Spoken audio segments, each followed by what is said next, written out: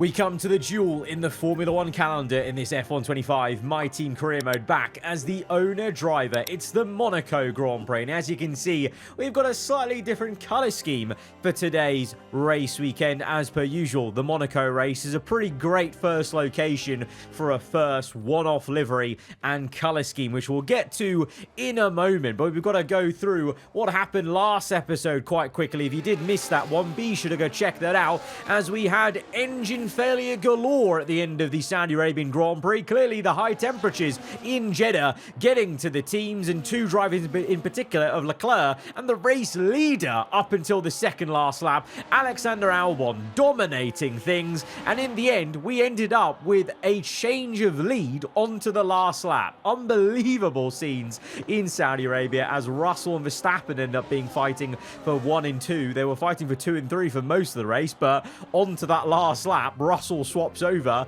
and won his second race of the season. But because of the very torrid time Red Bull had in Bahrain, it means Verstappen leads the way. Bortoletto still consistent and silently up there in second place, and we're in fourth. Not too far off, you know. We're also, you know, getting our consistency down there, and we just need to find a little bit of an extra edge to maybe get that elusive first win back as an F1 driver. But as we roll out of the garage in red, let me introduce you to the Gold Leaf Team Lotus for the Monaco Grand Prix. This, of course, based off the Gold Leaf sponsorship of the Lotus F1 team from 1968 to 1971, which is pretty significant because it's actually the first ever sponsored Grand Prix car. So this really does have a lot of heritage behind it. It's an old school, classic, simplistic livery with the red, white, and the gold accents to the nose cone,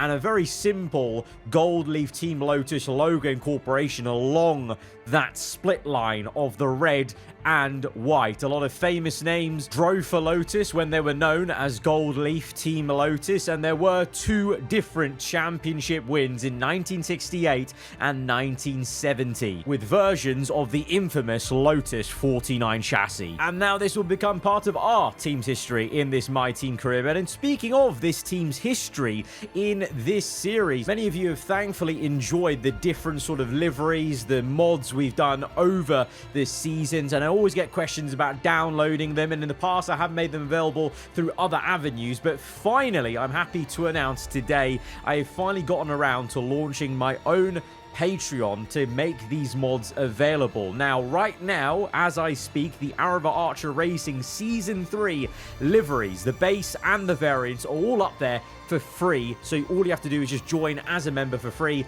and you can download them. The others are exclusive at the moment. Those are the Aarava Porsche Racing liveries and the Jaguar Racing liveries, but every single one of those will eventually become free as well. Right now, it is just exclusive because we've come off that most recent season only just a couple of weeks ago, basically. But there will be a point where you can get every single thing I make and put up there for free, absolutely. And I am planning to add some of my old mods from maybe F124, 23, even previous years if I can find the files. So let me know in the comments below what mods you might like to see up there, and those will be put up at a later date. Now, getting back to the Gold Leaf Team Lotus car here, it looks, I think in my opinion, even better out on track around the Principality. Obviously, riding on board, it's an incredibly different color palette to the base that we have with the black and gold, but we've still got a different shade of gold there on the inside of the halo. But you've got the hits of white, the main red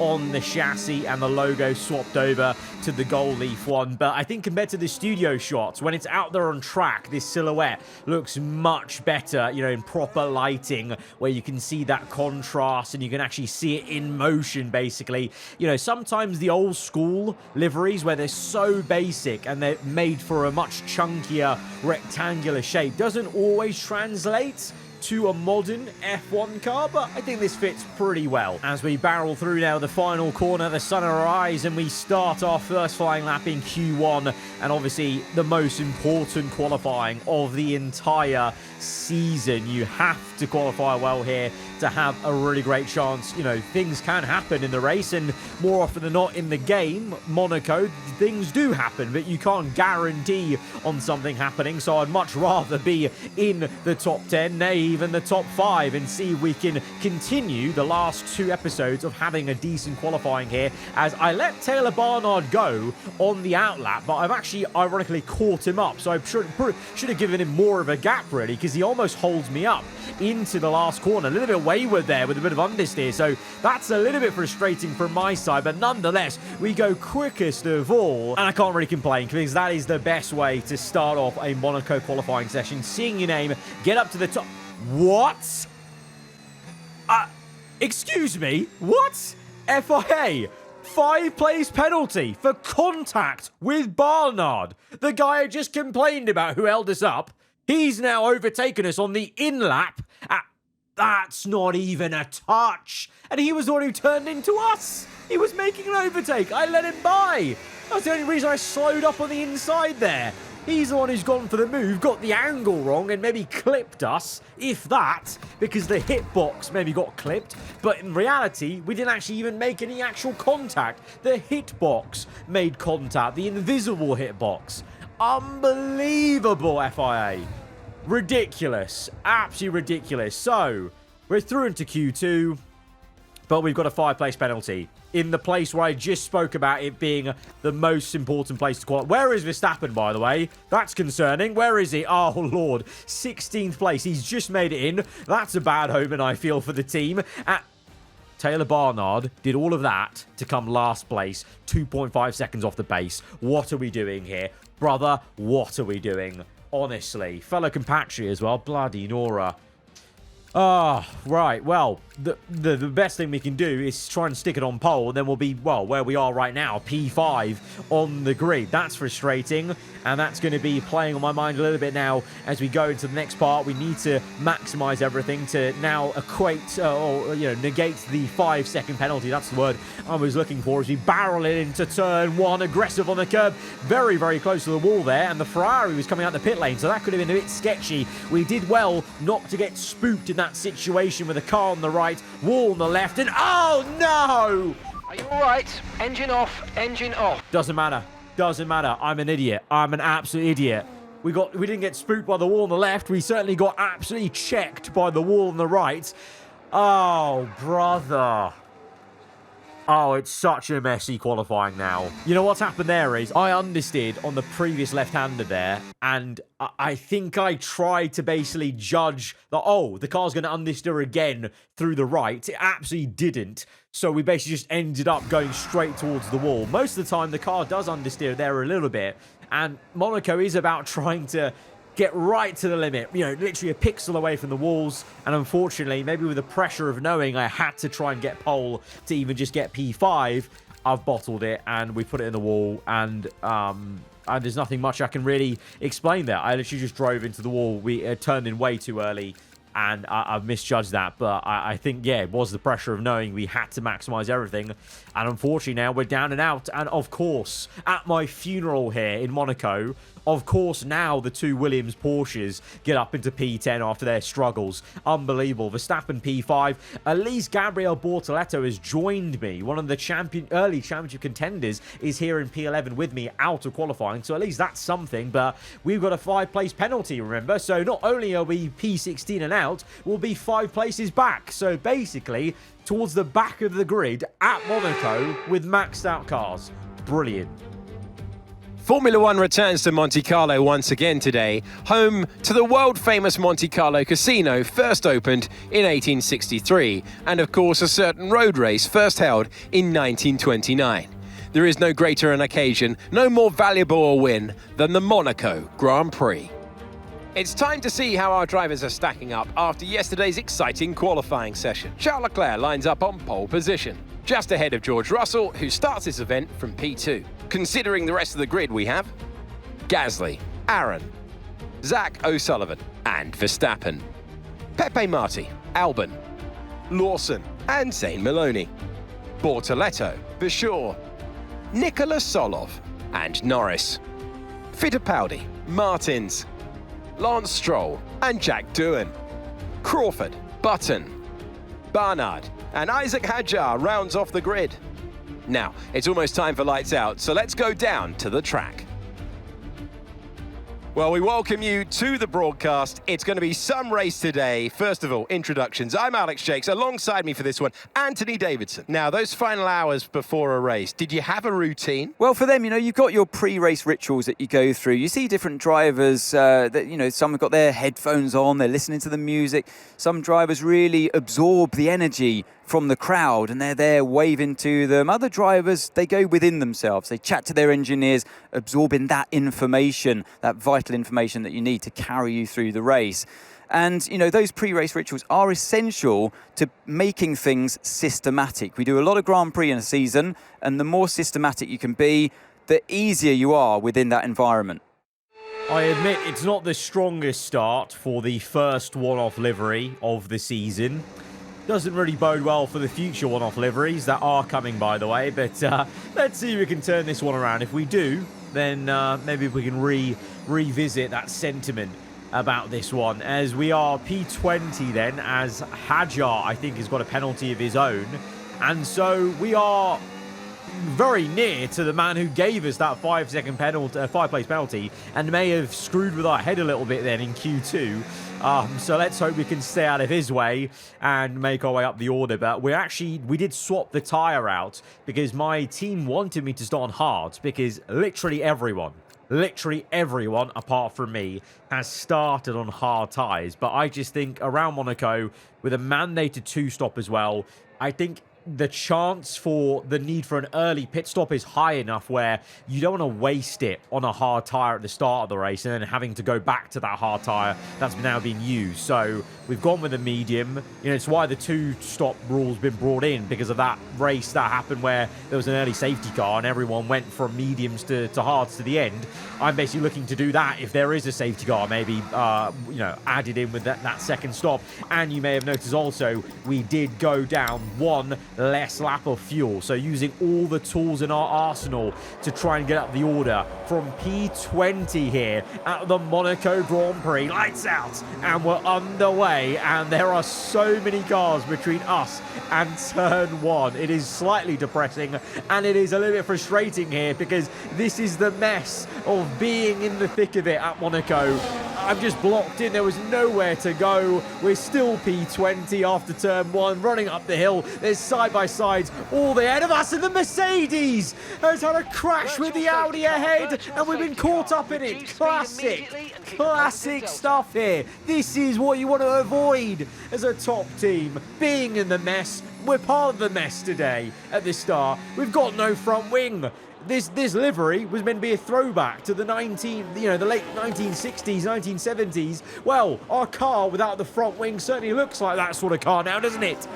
Oh, worst part is, by the way, I don't know if you noticed, that wasn't a full safety car. We're screwed. They've already gone back to green flag racing. There was a virtual. How are you throwing a virtual FIA at a car sideways, blocking the track? Ridiculous. We're in to change our front wing, and these guys are racing at full speed.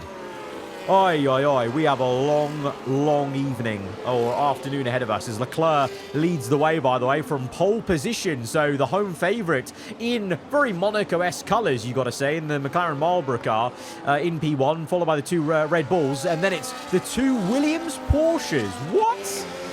I mean, it kind of makes a bit of sense. The one race where their battery issues aren't really much of a factor. Clearly, they've still got a good chassis and aero then. They honestly do need to just sort out that ERS issue that plagued Ferrari, if you remember, back in, I think it was season 3 or season 4, where you could see their rain light constantly flashing because clearly they developed some sort of issue, as we kind of almost proved the whole notion that I've always had for many F1 games now, is that even if the R&D chart doesn't change and nothing seems to change season to season, I think there is some RNG in the background of the game data of your career save, and that teams will swap a little. Teams will change a little. Sometimes teams will pick up chronic issues. Sometimes they'll pick up the ability to do insane compared to others. And I think this is a case in point. Williams going from hero to zero here in this season in the same way Ferrari did, and now they're come back quite strong with Bortoletto right up there in the championship fight. You'll notice now as we're going towards lap 8 from 7, we're still in 21st place, but we're setting fastest laps of the Grand Prix,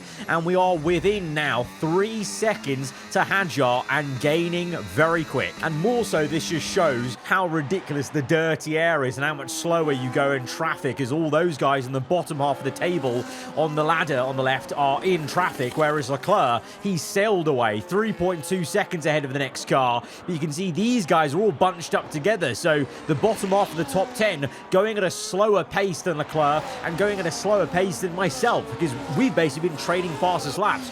With Leclerc, we're just either end of the spectrum. But because of that, we have now started to close on Hadjar. You can see we are within 1 second now of the Frenchman in the Benetton. So the fun begins here.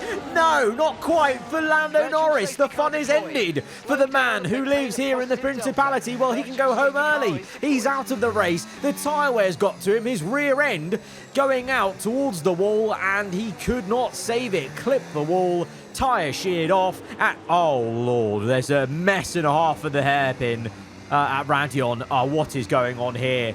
Sacre bleu, what, lads, like, what is happening here? I daren't even accelerate. I don't know whether they're going to ghost or not. That's a mess. There were 5 cars there ghosting through. What is it with Monaco lately on this game? As we go on through the game cycle, this race in particular has gotten crazier and crazier. I think last season we had like multiple DNFs. This time we've only had a couple so far, but that was a similar sort of fast to the one we had last season, where there were just some cars missing the apex at Raskas under yellow conditions, and so now we found ourselves in P12. We gained 5 free positions and then a couple more because people did pit, because there is a full safety car now, and one of those people who pit was Verstappen, and he's come out just ahead of us. So that's how much, you know, at a loss we were. We're only just behind our teammate now on lap 11, and he's already made another pit stop there under the safety car. But at least this looks a bit better now. We're P12. We are still on the same set of hards that we put on after that lap 1 crash, so we do have more tyre wear than most people around us, but we've at least got track position, which clearly is very important around here. Oh no, oh, there's a bit of a traffic jam. Oh, it's another fast here at Monaco. Go score. We got a 10-second penalty for a collision with Verstappen. We didn't even hit him. We ghosted through him, and there's a red flag. Oh, what a mess. What a mess Monaco has become on F1 25 in what maybe one of the best ways possible, because it is a mess that is rather entertaining. But my God, 2 seasons in a row this has happened. On this restart, an AI just goes through and ghosts people, and then clearly when an AI gets ghosted, they just lose all composure, because Lawson there just lost his brain and just drove straight on. He then blocks the Toyota. That causes another traffic jam and a caterpillar of cars, and we apparently made contact with our own teammate. Even though we didn't, we ghosted through him. Unbelievable. Unbelievable. So now, at least this red flag gives us a chance to go onto a fresh set of mediums. We are P10 on the road, but we've got a 10-second penalty now as we go to lights out for the 2nd time today at Monaco. About halfway through this Grand Prix nearly, or not quite, but we're going to absolutely send it into turn 1, because at this point, I was very aware that we had to outdrive 10 seconds. And I was a little bit annoyed at that, you know.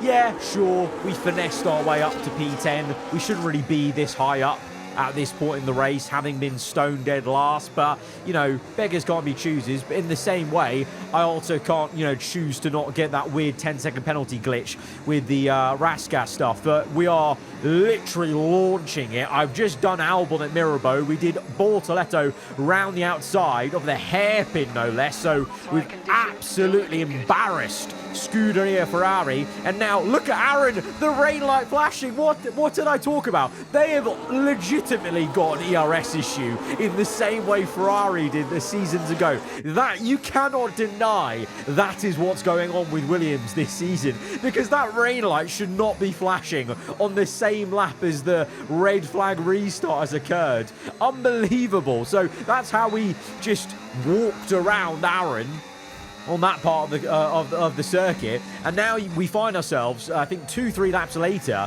closing up to Gasly, who's been frustrated by O'Sullivan, the other Williams Porsche, probably going just as slow as Aaron, and so he's backed Gasly up into us. But the problem is we're both facing a lot of dirty air now, and also maybe at this point the tyre wear is kicking in, and so we have to try and force the move a little bit as Gasly jumps over the curb. We didn't make any contact, we just got very close and had to force Gasly's hand and a little bit of defence, a little bit of giving us some room, and old foes with actually quite a respectful little duel and a swap over there as we get up now into P4. But soon I realise, I find out why Gasly was going so slow, because look at that.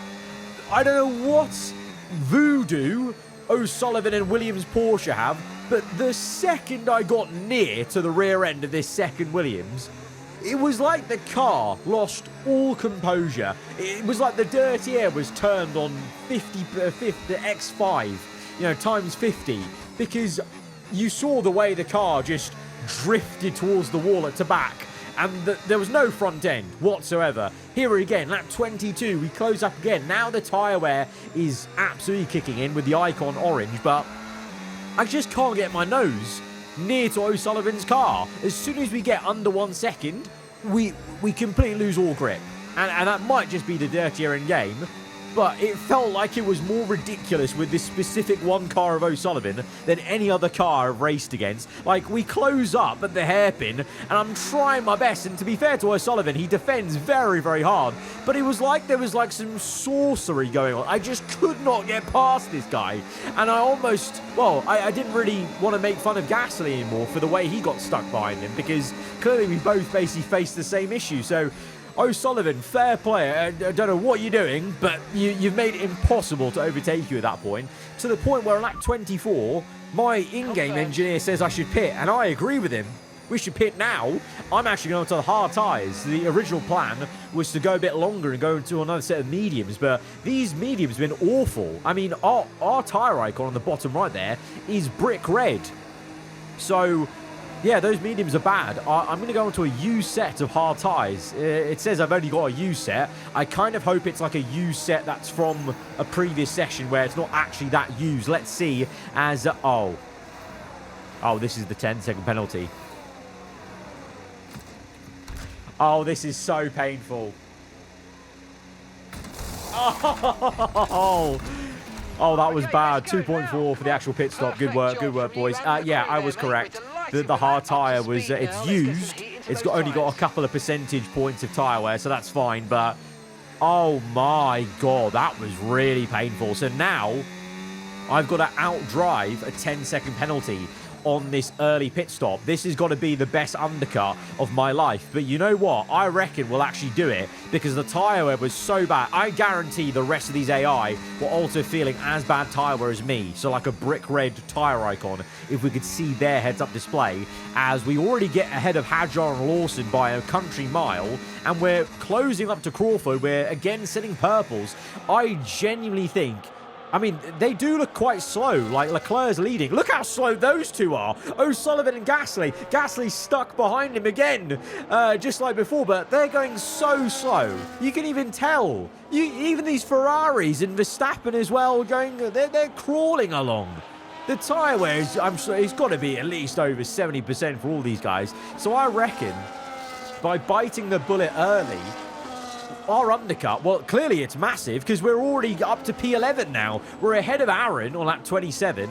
Bortoletto behind Lawson, they've all pit. But let's watch for where O'Sullivan and Gasly come out in comparison to, like, let's say Aaron, you know, O'Sullivan's teammate, because he's in now, lap 28. So that's what, like 4 laps after I came in. Verstappen's in as well. I'm through into third place.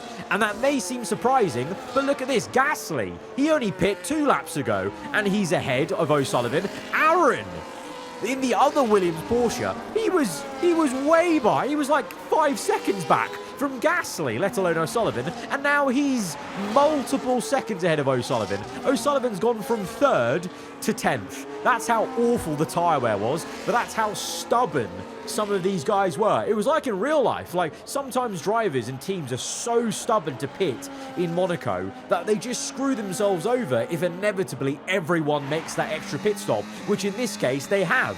You know, I pulled the trigger, and at one point it looked a little bit sketch, but I pulled it early and it's worked out for us. We're in 3rd, but that might not mean a lot right now on lap 32. We've had the track position, but Gasly on fresher mediums is closing up, and to my surprise, the Frenchman goes right round the outside of us at the hairpin. I'm trying my hardest to defend, but I also don't want to get any damage, and he's absolutely rinsed me.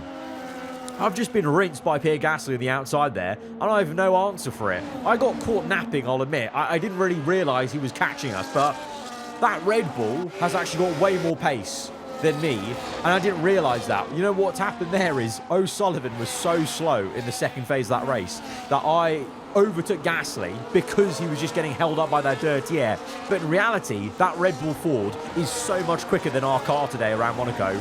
And so I may have not ever had a chance, because you're about to see as we move on through this race how quickly Gasly's going to get away from us. The top 10, by the way, just outside the top 10, amazing to see a Toyota, Benetton, Audi, all just outside the top 10, and the Williams Porsche P10. 4 different manufacturers, and the newer ones in this sport, P10 to P13, is a great sign of how healthy this grid is, as we are now, yeah, you're reading that right, 14 seconds behind Gasly. It's only been a couple of laps. That's how slow I started to go on the wearing out hard tyres, but Aaron didn't even catch me.